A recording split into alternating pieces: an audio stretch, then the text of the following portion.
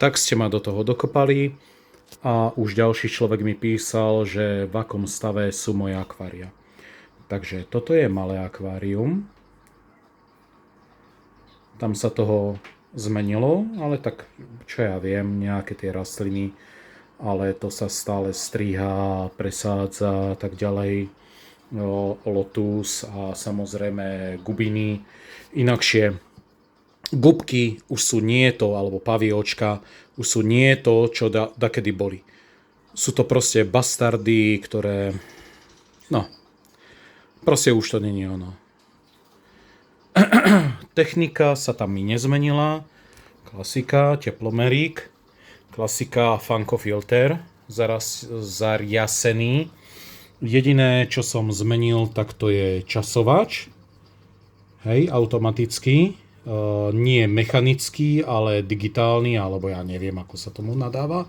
No a tuto, ak ma sleduješ, tak som už opravoval XY razy kondenzátor. A jedno s druhým. Malý počítač na televízor. Radíko. A idem na veľké akvárium. Veľké akvárium je v takomto stave. Samozrejme, riasa do akvária, nechcem povedať, že patrí, ale proste je to... Keď ti nabehne správne biotop, tak nemáš problém, ale keď nie... Inakšie v tom starom akváriu, v tom malom, bežím na systéme stará voda. A tuto je sinica, lebo mám hrozne nízku NO3.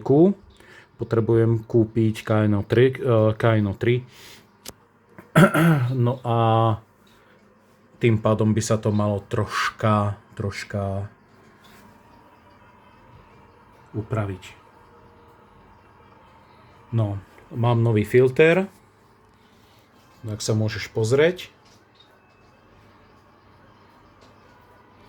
No a kto sa pamätá, a klasika, hej, skimmer. No a kto sa pamätá, tak som mal Chihiros Doktor, alebo Chihiros, svetlo, aj doktor, aj svetlo. A svetlo som vymenil za tento. Dá sa to tam pekne štelovať, pekne je tam úsvit aj zhasínanie. Dajú sa urobiť nejaké tie programy, ale to by som potom natočil nejaké to video. Tu mám pipiny, panenky, panenka muškátová. Veľmi tiché stvorenie, nerobí veľký bordel a kto chce mať nejaké také tiché vtáčiky, tak panenka muškátová. Takže svetlo, jedno, druhé. Filter, klasika, zásuvka, ako som mal. No a už to nenapájam týmto starým zdrojom, lebo svetlo. Vidíš to, tam je bordel, tu je bordel od vtáčikov. No a tu sú zdroje pre svetlo. Toto je zdroj pre filter. No a kto si pamätá, alebo kto ma sleduje, tak vie, že ten FX-ko nie moc dobre pracovalo so záložnými zdrojmi, ale nakoľko je tam, ako sa to volá, zdroj, to je jedno. Proste tento zdroj proste bude spolupracovať so záložným zdrojom. Hej? Čiže bude to fungovať. Takže bude to v pohode. No a ešte čo by som povedal. Kúpil som si nový ohrievač. K tomu urobím nejaké možno, že to video. Je to Tetra Electronic, alebo nejak tak sa to volá. Nie je toto klasické, že máš bimetalický pásik, ale ti to šteluje proste. Tunak máš ledku, hore si šteluješ, to máš tiež, ale tu urobím video. keď bliká pomaly, tak vlastne sa ohrieva, keď bliká rýchle, je prehriaté akvárium a keď svieti, tak si to reguluje samo. A asi by som mohol urobiť aj video k tomuto svetlu. Tu tak je klasika, chlpatá potvora. No. Ešte sa presuniem k malému akvárku. No a malé akvárko, no klasika, no. Džungla. Gubky už nie sú to, čo boli. Bohužiaľ, starí akvaristi budú poznať, že gubky žili aj v hovnovej vode. Doslova do písmena v hovnovej vode.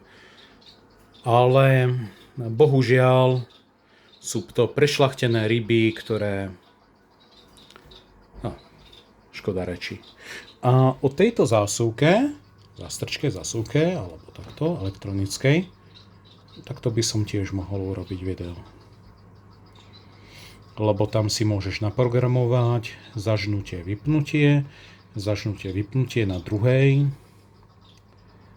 Takže tam si to môžeš urobiť. No, to je všetko.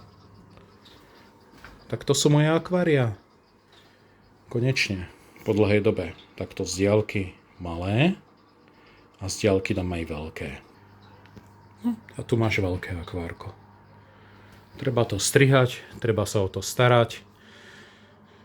Tamto je riasa, tamto je čierna, štetinková, dlhá, žabý vlas. Akože ono to patrí, ale keď akvárium nabehne do toho svojho režimu, tak je to OK, no. Rybičku ukážem.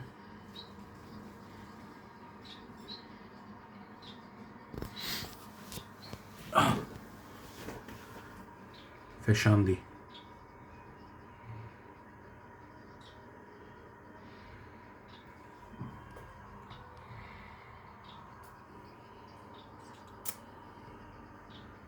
Ako sa fešákuje. Nádhera. Tak sa zatiaľ maj, nech ti to pláva. Ja možno potom urobím video ohľadom toho ohrievača, ale bude to nejaký ten manuál. No, pozri sa, to je v pohode. Oni to objedajú. Tieto potvory, skaláre, oni to objedajú. Takže mi to, dobre, ani tak moc nevadí. Ale vrátim sa späť, takže urobím video, taký nejaký ten manuál ohľadom ohrievača. Urobím video ohľadom osvetlenia, nejaký ten manuál. Nejaké tie spokojnosti, nespokojnosti. A to bude asi pre dnesok všetko. Tak nech ti to pláva a drž. Nech sa má akvárium tvojej spokojnosti. Nazdar.